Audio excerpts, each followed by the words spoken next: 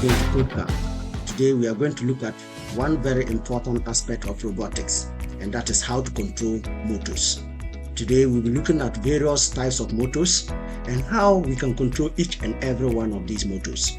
So let's get back to our board and see what we have.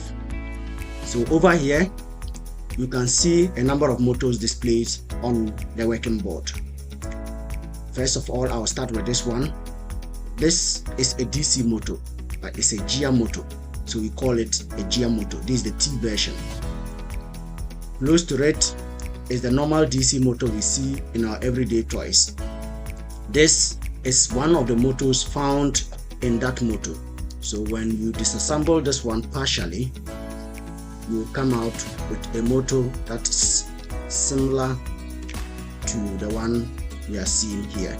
So you can see that they are both DC motors, but in this case this one has some number of gears that are properly aligned to enable it have a good torque to be able to drag things that demand much effort or much torque. So we have this tiny one here. It's also a gear motor, and if you look at it carefully you could see some metallic gears in it. This is a very strong gear motor, and it's also tiny but powerful. It's however very slow. Then we have this group of motors that are called the servo motor. So there are two here. So this is the super mini servo motor. They both function the same way. These are actually driven by angular basis. So you can drive this motor to a particular angle, let's say 90 degrees, 30 degrees, 80 degrees or what have you, to control very precise angles. So these motors are a bit difficult to handle as compared to these DC motors, which can be handled by just supplying positive and negative voltages to it. So we will take some time to look at it. So most often than not, we drive these motors by using what we call libraries. So we have what we call the servo library that drives this motor. I have with me here some other motors. This one, very huge one, and if you look at it, it can drive up to 20 kg. And this is also a servo motor. So you look at the servo motors, they have something in common. They all come with 3 pins. So they all have 3 pins here. So you can see them, 3 cables for each. One of the cable is meant for the signal that will drive the motor at a certain angle. The other are positive and negative voltages that will be supplied to the servo motor depending on the capability or the voltage level of that servo motor. So for this servo motor, it might take higher voltages and compared to this little one. Alright, I also have another type of motor here that is called the stepper motor. The stepper motor is one of the most precise motors. These are the motors that are used for devices that demand precise movements, such as printers and other devices. So this is one of the motors that you can rely heavily on when it comes to precise movement. I must confess that this motor is a little bit trickish to manipulate as compared to these other motors. So we'll put that one aside, we'll tackle it later. With me here is our Arduino Nano, our motor driver board. We have here the Narrow Nano version 1 shell. So this particular kit is taken from the Arduino Narrow Nano kit. So we have, those of you who have purchased that kit, you have this inside that you can use to undertake these activities. So if you haven't gotten one of these kits, please contact me, get one for your kit or for yourself. Remember, robotics is the future. It is the future. Alright, so let us go on. To start with, I would like to go with the easiest one. Which one is more easy? But when it comes to this, it all depends on your knowledge level, you know. Okay, so I think I'll go with the servo motor. The servo motor is not that easy, but I'll go with it.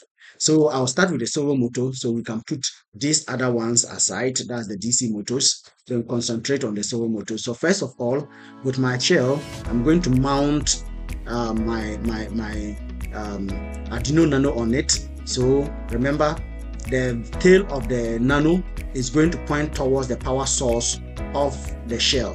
So if I should take you on to the diagram for this particular shell, we will have something like this. So the diagram will look like that. And from the diagram, you now understand where you will be taking or you will plug in some of your components. For instance, to plug one of your components, we'll go to the Arduino Nano, which is written there, so you can see Arduino Nano. And then let's get back to our working board. So on the working board here, remember the tail of the Nano is going to point towards the power source, which is here. So I'll insert it this way. If you watch my other tutorials, you understand this. And then for now, we don't need this motor driver. This is meant for driving DC motors, which I've just kept away. And we might not even need this power source. So one other thing we will need is a cable to enable us program our Nano. So that's going to be inserted here and plugged to the computer.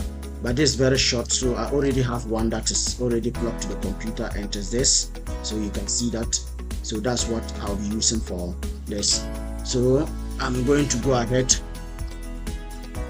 to open our program. So this is how we plug it. So you see that there's a yellow pin, there's a yellow line, red line, and black line. So the yellow line will face to the Arduino Nano. Then you select one of these pins. So from our sketch here, the pins we shall be using, if you check these pins, we have some pins out here, which are the pin 8, pin 9, pin 10, pin 11, pin 12, and pin 13, which are available for us because the rest of these pins are actively used in controlling the motor driver. So pin 8 is out because it's not a PWM pin. Pin 9 is a possibility. Pin 10 is capable. Pin 11 is capable. So you can use we can use pin 9, pin 10, or pin 11. So in my case, I would like to use pin 9. We will see the pin 9. So the pin 9 is the second in the lane. So I will quickly plug this to pin 9, and that is plugged in. So after plugging this in, the next thing is for me to go programming. So my cable is here. Remember, we have been using this cable for the sake of getting a cable that's no longer to reach out to our computer. I'll be using this one instead. They are the same. They come with the same pin. So I'll use this. So I'll plug it in, and then our servo is seated right here. So first of all, we need to move back to our computer to do the programming. So in that case, let us get back to our computer to get this programming going. Alright, so this is now the Arduino IDE. So if you are new to this, then you need to visit my previous episodes where I did the introduction to robotics. I've taken you through how to install this program, the Arduino IDE for programming the Arduino boards. So this shouldn't be new. If it's new to you, just get back to the old episodes and see what you can learn from that. We have to install a driver called the servo. So to install these drivers, you come to this portion, you see that with the strips. That is where we install new libraries. So we click on it, and then you go there, and once you are here, you type servo. When you type servo, you see servo here. So this servo, take notice of it. Mine have already been installed, so you need to install yours afresh. So because it's installed, that's why I have update here. So but you will see install here, so you just click on install to install this driver called servo. Once you are done with this servo installation, you get back to your board, you get back to your IDM, and then you first of all have to import this particular board. So we go with include, and then what are you including? You are including the driver you just installed. So you put it in these parameters, and then you come into the parameters, then you say servo with capital letters .h, and then this will include the driver onto your sketch. So what we are doing now is we are coding on the sketch. Anytime you open a new page or a new project to code on, then we call it a sketch. So once you have introduced the driver, which will help us drive this particular servo motor, the next thing you'll be doing is for you to now create some kind of an object of the driver. So to create the object of the driver, first of all, what you need to do is you need to call the servo itself, then you give it a name. So we come in to say servo, and when we say servo, that is the object servo we are calling. Then we give it a name, maybe my servo. So my servo, You can give it any name. You can call it Michael, you can call it Jacob, you can call it whatsoever. Then you terminate the line. So the next thing we will have to do is we will have to come into the setup. So now we have servo, which is the driver object we just called. Then we've assigned it to our new servo, which is the servo I'm holding in my hand here. So this servo is what we are calling my servo. So we are calling this particular servo my servo. So whenever we have to control this servo, we will call my servo because this servo is called my servo. All right, so let's get back to the code to see what we can do. So now that we've given a new name to our servo called my servo, we will then come into the setup. So this servo must be connected to a particular pin, and remember we chose pin 9, so we have to attach the servo to pin 9. So to do that, you come in there, then you say my servo dot attach, then you say pin 9. So my servo dot attach. So you are attaching the servo to a particular pin, and what is that pin? Pin 9. So we put the 9. So from there we terminate the line, and this implies that the servo, which is here, has been attached to pin 9. So the actual servo in physical terms is supposed to be connected to pin 9 as we did. So from here you move into the loop. It is from this loop you can now start directing the servo to any angle you wish to.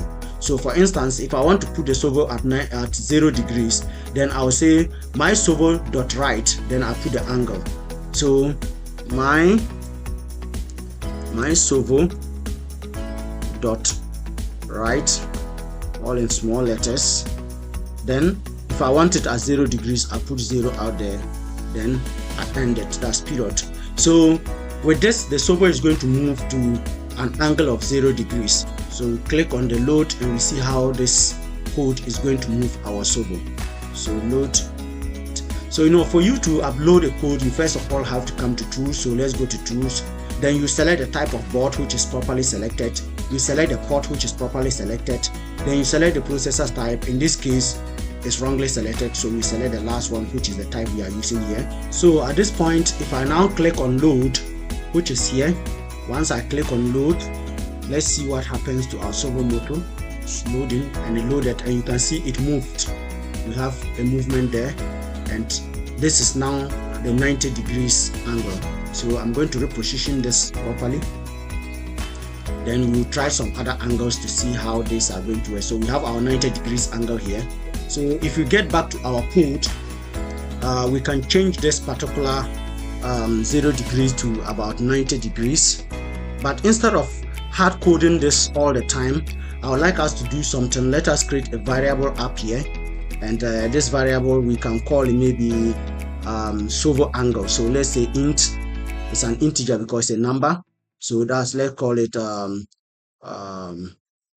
angle. Maybe you can just make it servo angle. Then we'll give it an angle, an initial angle of 0. So the servo will always start at angle 0. Then we'll, instead of putting 90 degrees here, we just put angle there. Then at this point, anytime we are changing, we can just come here and change the degree. So this time we are making it 90 degrees. So servo angle is at 90 degrees. And when we come to our loop, we are writing our servo at servo angle, which is 90 degrees. So you can see there 90 degrees. When I point at the servo angle, is 90 degrees. So at this point, we are going to go ahead to load this onto our board. And remember to load this what you use. So let's see what happens.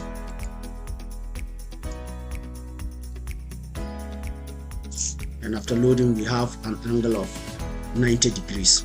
So this is how easy it is to move servo around. If you change it again to maybe, let's say 180 degrees, and then we click on load, observe what is going to happen. It's going to move to an angle of 180 degrees, and that is it. So we'll bring it to maybe, let's say 45 degrees, then we load, and it's going to move to an angle of 45 degrees. So it's loading, and it just did. So that's an angle of 45 degrees. So is that easy? And we can quickly interchange it with the tiny one. And the tiny one, remember the yellow cable is always the data cable. So it goes this way, yellow, red, and then black. So yellow, red, black to pin 9, and you see quickly it moved to the angle of 45 degrees. So we can change it to 180 degrees and it will move there, and it has moved to 180 degrees. What about if you use the very big servo motor, the giant one? So what about if you use the very big motor, the giant one over here? What can we do with it? Is our board capable of moving this particular giant motor? Let's try it out. So we get back to our drawing board. The motor is here. The same cabling, the yellow line face this way, and then we insert it to pin 9, and then we have it there, and there was a movement. That means we are still capable of controlling this with our narrow nano shell. So let us try to move at some angles. Let's maybe give it an angle of 90 degrees. So I'll give you some 90 degrees angle, and then I'll load that one to the board. So let's see what happens. At 90 degrees, still loading, and it moves. So I bring it back to maybe, let's say, 0 degrees angle. So 0 degrees angle. Which one is the 0? So let's see what happens here, and it moves over there. So you can see how easy and simple it is to move these servo motors all around. And this episode, I guess, has been helpful to you. If you are doing a project that you need some precise movement, angular movement, then you should be dealing with servo motors. And from this episode, this should be simple for you. In our next episode, we'll be looking at how to move the DC motors I showed you, the gear and non-gear one. Until then, I call this episode a success. See you in my next episode. Bye.